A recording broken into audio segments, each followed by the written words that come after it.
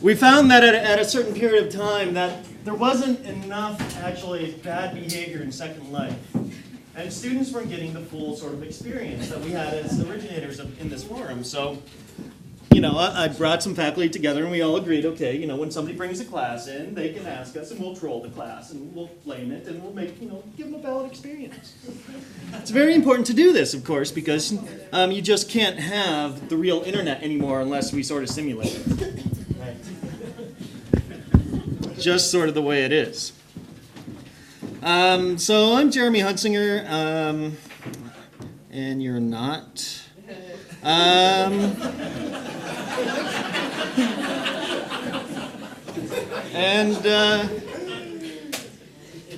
This talk was sort of I called it the deinstitutionalization of internet studies / research. And it's a fairly serious talk on the one hand, but then again, none of us should really take our work that seriously.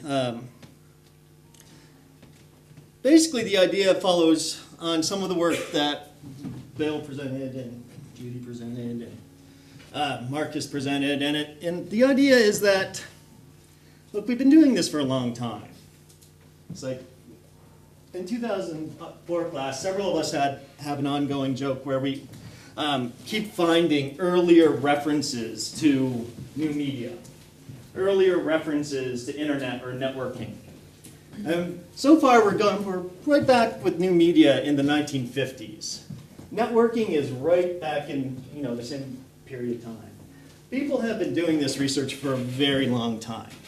And that's just sort of the technological side of it, right? The social side of networking goes back, to early sociology and other work. So when we're thinking about this stuff, we have to really sort of think about where we are and what we're doing. And what I thought I'd do with this talk is just remind you that a lot of things have happened before you, a lot of things are going to happen after you, and a lot of things are ongoing.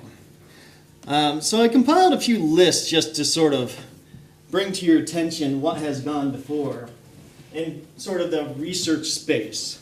You've heard of Marcus's Research Center, various other research centers. You've heard of OII when it was founded. You probably know some of the other institutions. I'm just going to remind you of about 20 others that have come and gone, right? And I think it's important to remember these things. So there's the RCCS, Resource Center for Cyberculture Studies, David Silver at the University of Maryland. Who has heard of that one? Right? Probably 5, 6 people. It's still a really great resource for you because it has book reviews written by many people in this room. And the book reviews of really good books, and it's still online, you can find it. However, that's closed. The Cyberspace Policy Institute is closed. That was at Georgia Tech. Bergman, still alive.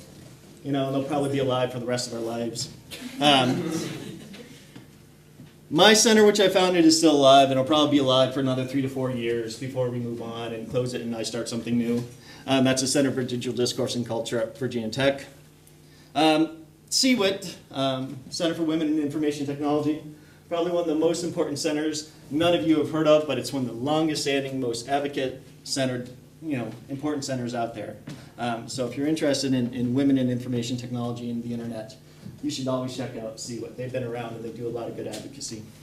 But Internet Study Center, Minnesota, University of Minnesota closed. That was founded in 2000. Institute of New Media, also at Minnesota, has now been merged into the School of Journalism. It still exists, has a website, but I don't know what else is going on there. Another one that I helped found and I helped close was the Institute of Social Assessment of Information Technology. Then we're up into OII's year 2001, so we went from 1996 to 2001 through a period of years there.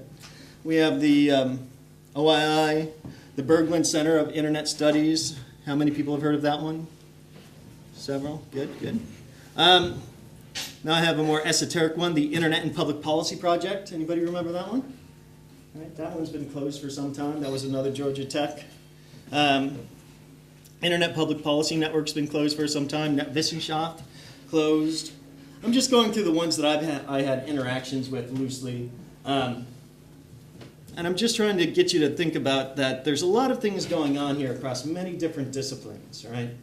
A lot of politics going on, a lot of policy going on. And now we're basically up to around 2004. And so these things are still getting founded, like the Institute of Network Cultures, the Institute of Distributed Creativity. Those are basically 2004 through 2006. There's other ones, of course, and you can think about those on your own.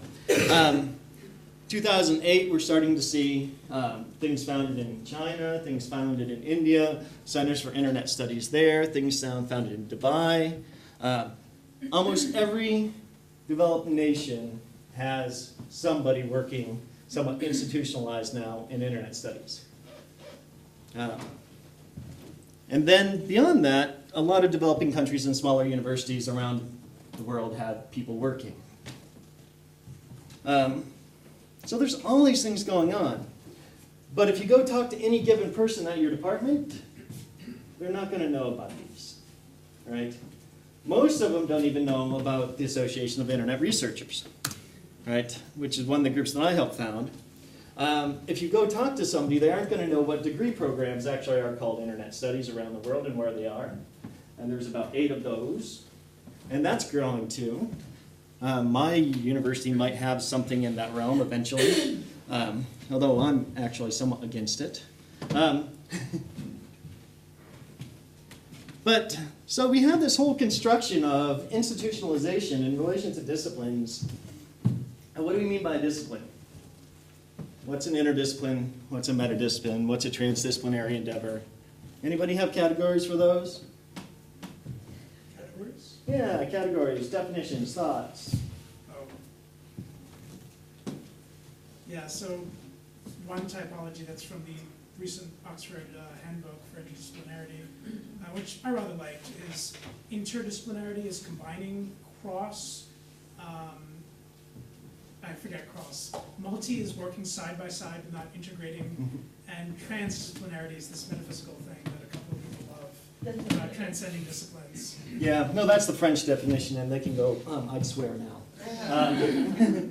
But that's one definition of transdisciplinarity, and it is the French definition, and you can go look it up there. That's not the one that most operations, like the Handbook of Transdisciplinary Studies, do not use that one, but I think it's a valid one. And basically I define it as a discipline is an institutionalization of a set of discourses, thoughts, and knowledge pursuits, right?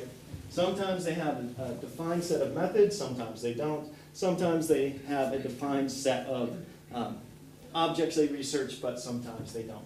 An interdiscipline takes a series of different things from a series of different disciplines and integrates them under a new set of axioms, right? That allows them to all make sense of each other. So they can talk to each other. That's the important thing of an interdisciplinary endeavor. And that's really what a lot of the Association of Internet Researchers is. That's what a lot of this work is. We're trying to get you from all your different places in the world, all your different disciplinary backgrounds, to be able to talk to each other, right?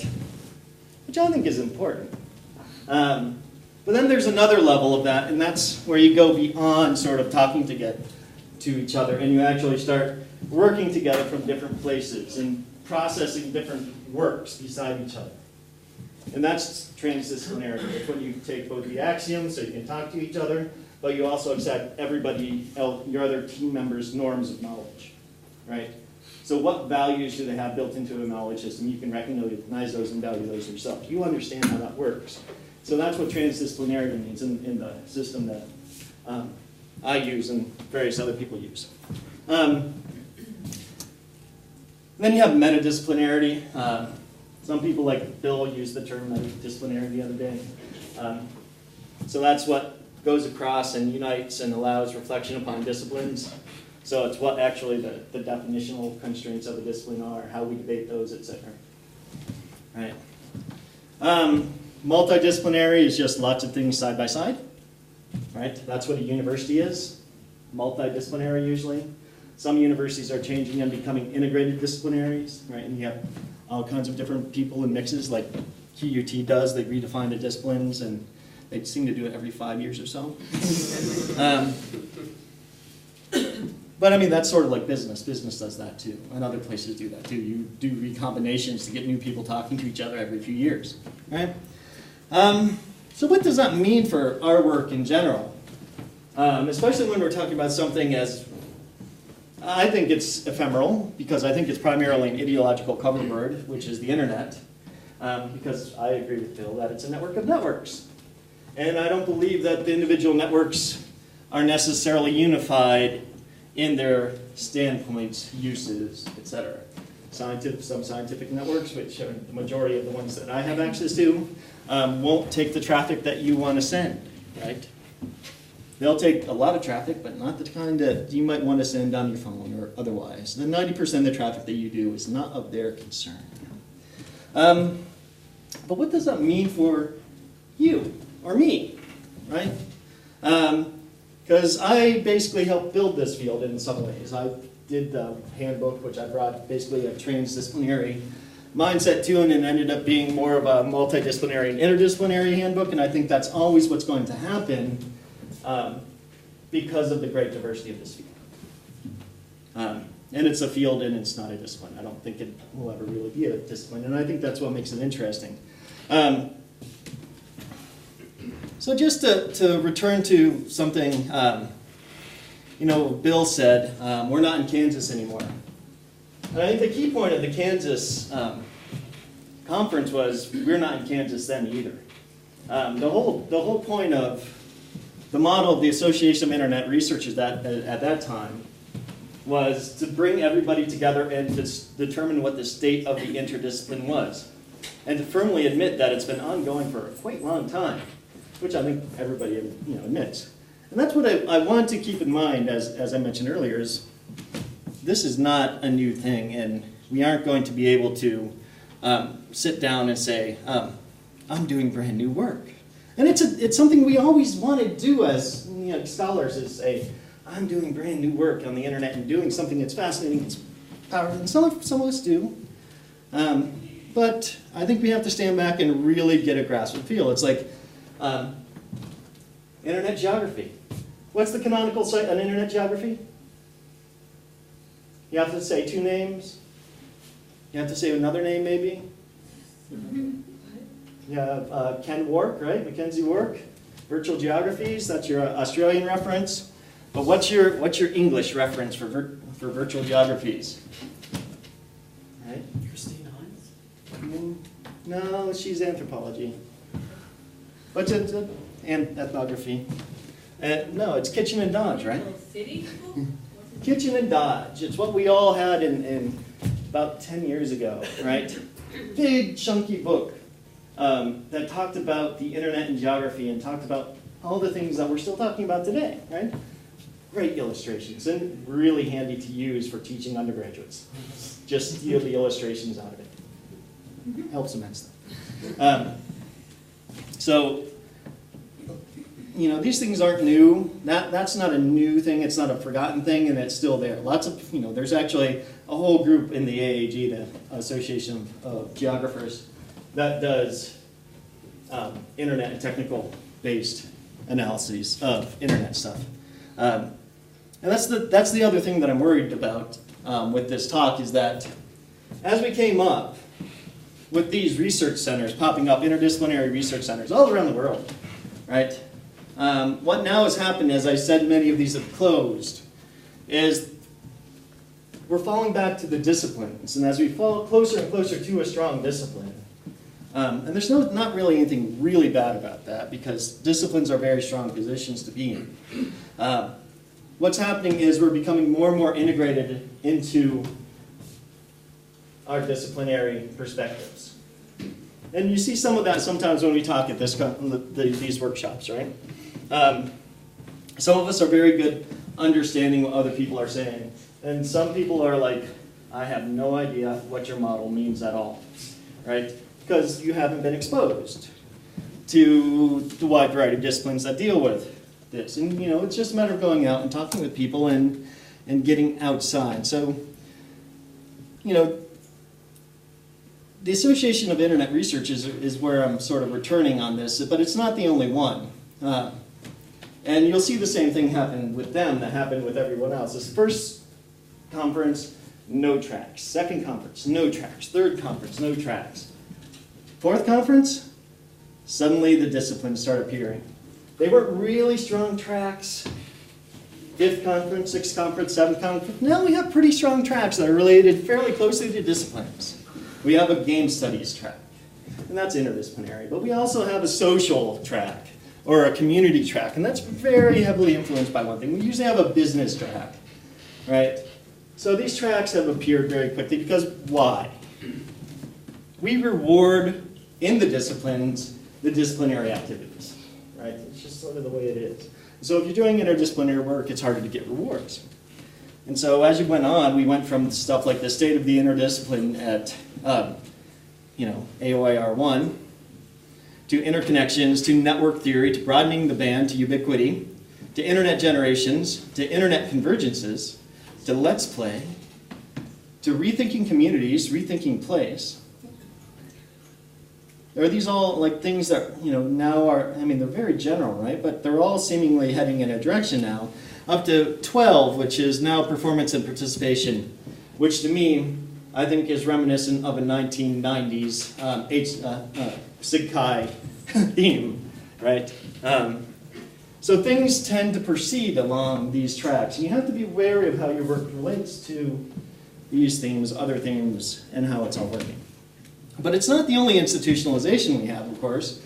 We have the big question of how the internet is run. You have IGS, you have the WISs, World Summit of Information Society. How many of you were at the World Summit in 2005? Several of us, right?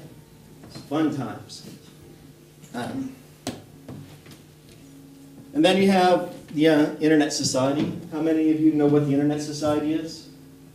Right, 2, 3, 4, 5, 4, 5, 5.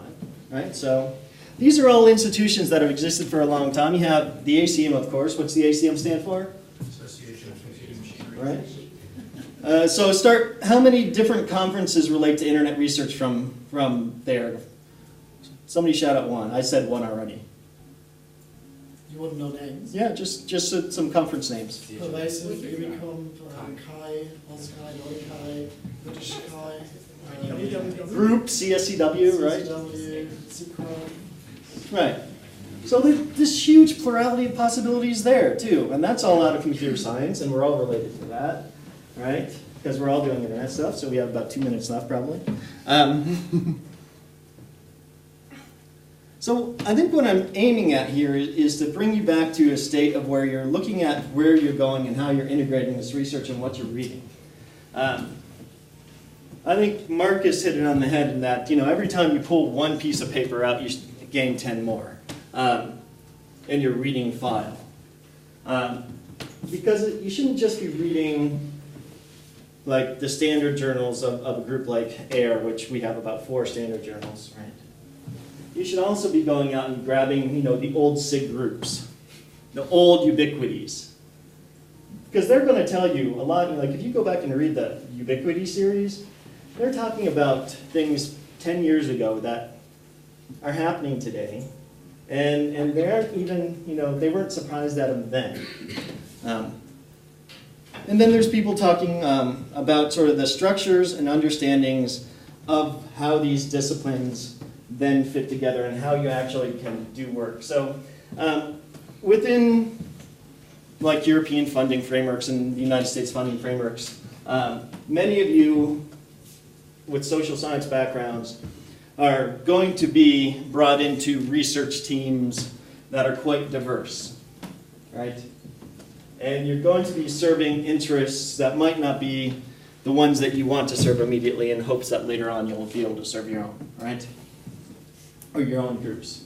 So you'll be working with computer scientists fairly closely, and you'll be providing the evaluative or assessive part of their project, right? Which is great. And then later on, you'll get your team bigger and you'll get more people and you'll be able to move on and maybe have a social science-oriented project under your own name, right? Some of you will manage this fairly quickly out the door. I had a research center before even like 1998, and I didn't graduate with my PhD until 2009. I had no reason to graduate, really. My sole reason to graduate was they wanted me to teach graduate students. It's true. I mean, I had everything I needed to do good work. and I was doing fine. But not everybody is in such a position, right? So you have to stand back and sort of reassess. I mean, a lot of us in this field, I'm not saying you should associate necessarily with the Association of Internet Researchers, ACM, Sakai, or anything. What I'm saying is you need to step back and start choosing several, because you're going to have to use this to move strategically around internet research. Because I actually have written the stuff that says, what happens when the internet goes away? That's one of my papers that, and you know, it's in the middle of a small paper that says, how do we stop us forgetting the internet, right? I've answered that question, and I answered it by saying, what you have to do is open up the public discussion so we can talk amongst each other and thus create enough noise. And I think, you know, Bill cited the thing that, you know, the internet is number 2. So I think we're making enough noise. And if you look at general media, we're also making enough noise there. But terminologically, things are moving toward social media. Things are moving toward other things. How many of you know, remember when, you know, there wasn't social media so much as social software? Right, that was about 1.5 years before it got redefined in popular media. So terms can be redefined and redefined out of us. And so we're holding on to a discourse. And what I'm actually trying to argue with that is just to say, realize that when you're defining your own set of fields here, I actually can't read that, so. 2 more minutes. Yeah, I had to put my glasses on today because I scratched my eye yesterday, apparently. Yeah, you know. You know, it's always something, right? Yeah, so you have all these things coming into being, you have all these things closing. You have successful, ongoing conferences. I think actually, you know, we'll see how long AIR lasts. It's been pretty good now. They lost money the last few years. That's what they tell me. And, you know, I think there's reasons to believe that other things are coming along and that changes could happen and institutionalizations could change. Because, as I indicated earlier, with my list of places that have closed, and it's about half the places that opened, these things do close. I mean, your chances of getting a job and holding a job in a field are good because of what you're doing. But you could also go to some place like Georgia Tech, and you know, you join a center there and they close it 2 years later, and you could be left out. I mean, this is happening. It's like I have friends that sign. Anybody here from Rutgers? Right? Anybody know what the new junior clause, the clause in the Rutgers contract is for junior hires? May be let go at for fiscal exigencies, for money reasons. So they don't have. It used to be that, you know, they would always try and keep you, but now the dean can say, okay, well, you know, I no longer need that line there. I need it over here. And you don't have tenure yet, so I can move you. And this is happening in other places too. So you have to be wary. And this is why I'm saying, know the disciplines, know probably more than one discipline, and have networks out to many, because you might need to move and get involved with and place yourself across internet research or internet studies. And define yourself in the humanities in one way, define yourself in social sciences another way, define yourself technically another way. And that's really the problem we're at now. The internet could go away. I don't think it will. Institutions are going to change. I think that's pretty bloody obvious, given the financial situations of many universities. So we have to be prepared to do our research across a wide variety of applicable fields. And we have to thus be knowing the disciplines involved much more clearly than we probably do, and be able to talk and legitimize ourselves in those disciplines. So I guess questions now. That was basically the whole depressing thing.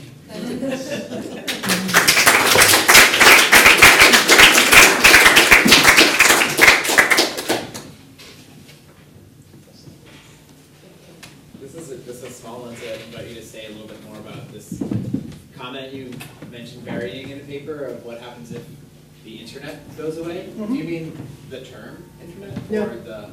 Because we tie a lot of our legitimacy to that term, right? Yeah.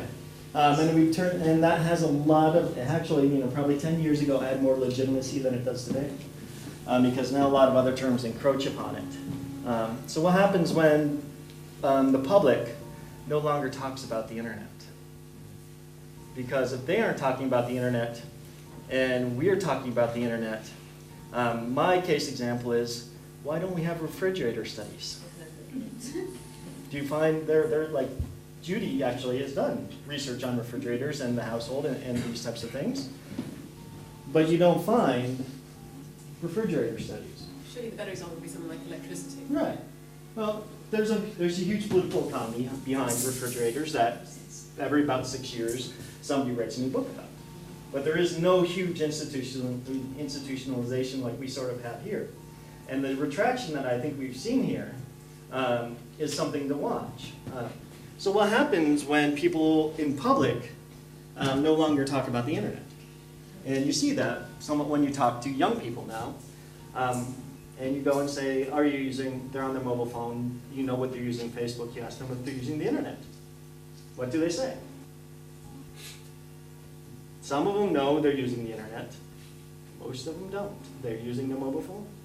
So as a follow-up, are you sort of suggesting that we're dependent on, or that our importance and legitimacy is dependent on popular crises of, oh my God, the world is changing and we don't know what to do about it, and a part of our meaningfulness is to solve those problems or help people figure it out? Some If they're legitimacy not is freaked in out that. anymore, then what are we going to do? Yeah, some legitimacy is certainly on surrounded that, Yeah. but legitimacy projects are pretty broad. You know, I mean, there's a legitimacy crisis in almost every field at one point in time in its history. I don't think we're really in a legitimacy crisis yet. I think people see the internet as something valid to know about, but I think people find the individual questions of some of the minor points completely confusing, and I think that instead of that type of legitimacy, we have to, and what I argue in my paper is that we have to go the public understanding of science route. You have to have people that actually translate your research into the media. And if you can't do it, you have to hire somebody that can.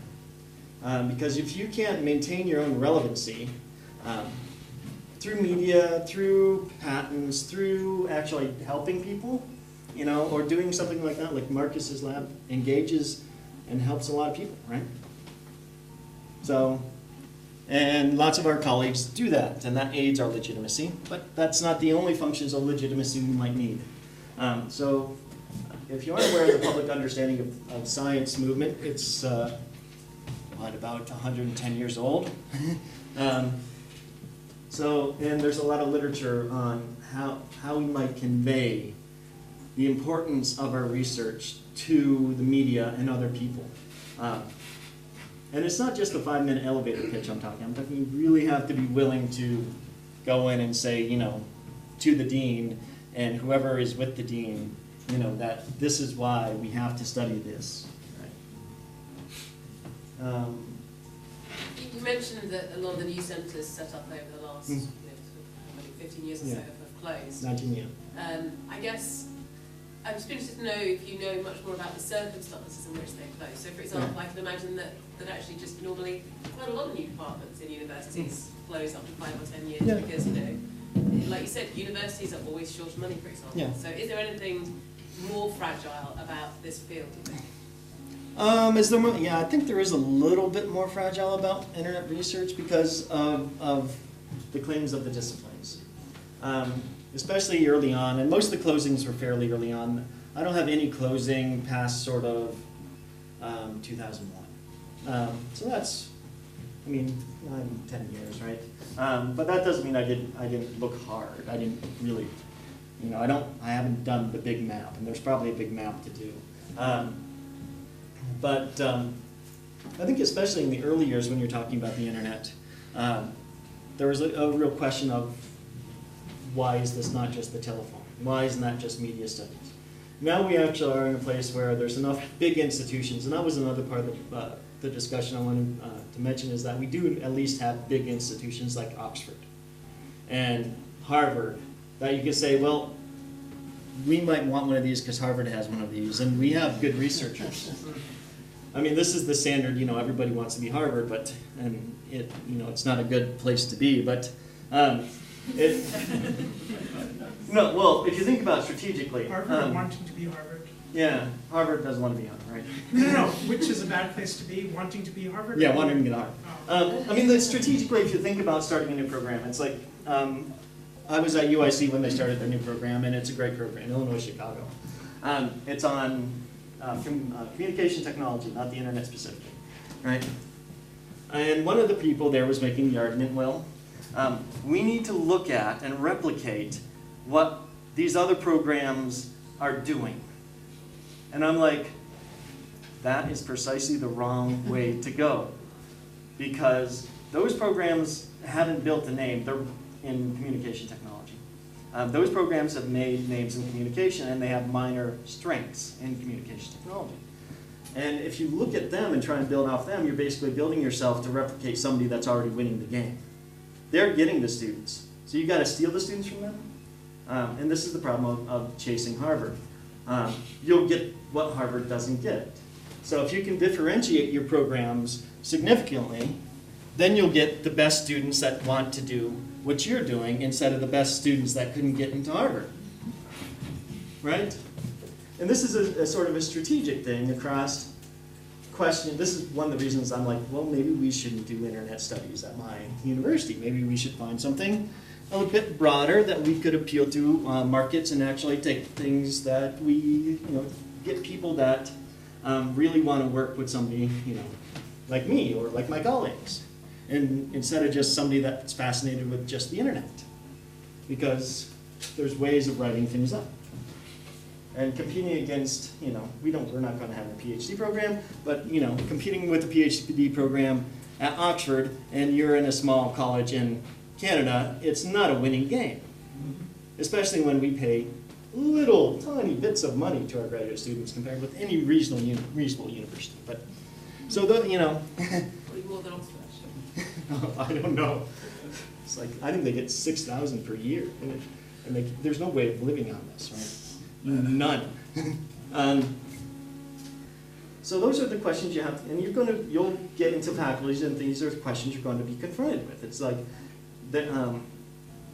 some faculty always imagine themselves wanting to be, our faculty can be the next big $100 million program at Annenberg.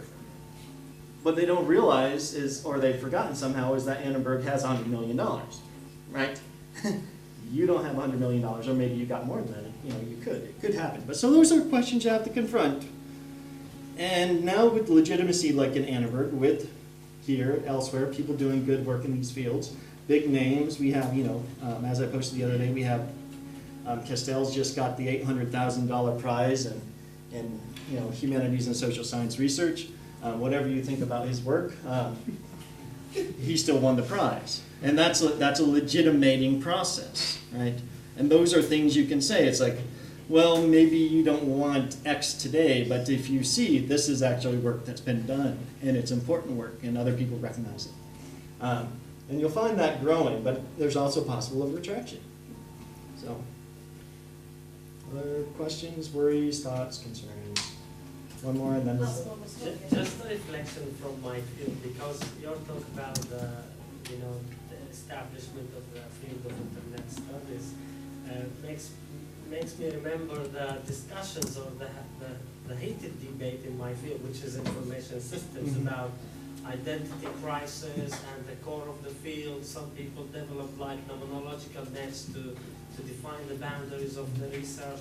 And still there is confusion. Some people say that the multidisciplinarity of the field is actually something healthy because we draw from different theories. Some others say that we need to define something specific.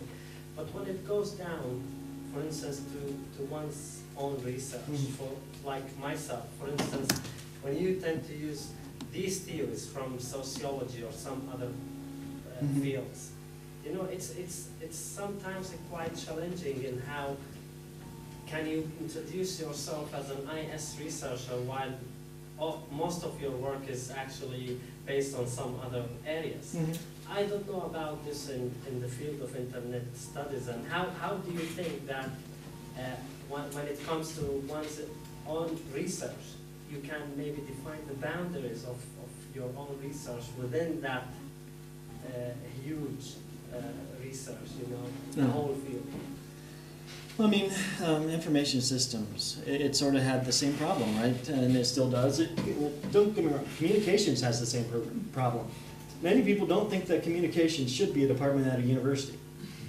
And I know several people, not so much at my university, but around the world, that will come out and say, I don't see why this isn't just, put to bed. Because what are you doing? You're just studying things that we all study. Sociology does this, political science does this, right? Everybody does this. We all have sub-areas of communication in all these fields. And why do you exist? Well, we exist primarily because at a certain point in time historically, you guys were doing a very poor job because you're spread all over everywhere. And then everybody came together and found out we're doing really interesting work, and they started talking to each other. But then 20 years after that was basically 1950s, 20 years after that, and you had a first sort of, oh my God, what's going on? We're alive. And then 20 years after that, you started finding ferments in the field, that 1990 sort of special issue, which sort of everybody's worried about communication and its future. I'm not saying you should worry about internet studies and its future, but you should be aware that things could change, and you should be prepared as you're going through your career. Just like information science, basically, I believe in building a brand name type of research. You try and build an identifiable product that you can go up to your dean and say, look, I really like it here, but they're trying to hire me away because this is who I am and everybody else knows I'm that. And I am the person that does this. Or you go up to, you submit something and somebody should be able to read it and say, well, this is either this person, or that person, because these are the people that define the field, right? And that's sort of where you have to be. And if you're in this group, there's a good chance you can be that. You're all that talented that you can be that. And many of the people that have come through have become that. They have basically named their field and went forward. There's one more question I think we've done. I think we all stop. Okay. That's a really good note to kick off. Yeah. Unless it's very quick. Yeah, it's a very quick one, hopefully. Quick answer You as well. named a lot. You named a lot of those disciplinaries, like multi-disciplinary, disciplinary, and so on. And what's been floating around more recently, promoted by Joey Eaton, was the term anti-disciplinary. And I'm just curious what your take is on that, whether it's useful for us, whether it matters at all. Yeah, I think Joe's a good friend of mine. I call myself undisciplined. But I come up from a tradition that is political theory, which isn't a discipline, and then I went through SDS, which isn't a discipline. And I studied disciplines in part, and I write about disciplines in part. So if you want to say it there. And what I think he's getting at is a very important organizational principle of a certain type of creative lab environment. Whereas in his current situation as director of the media lab, if he has somebody coming in demanding to be a computer scientist of a certain type, things are going to crash to a halt. And he can't really have that. So he needs people that when you walk into a room, when you see something creative, you want to get involved and improve it and help. And that's, instead of being disciplined and being strong in your center, it's being aware of how you can contribute and be anti-disciplined in the end, right? And I think that's what he's getting at. Jeremy, thank you so much. Fantastic.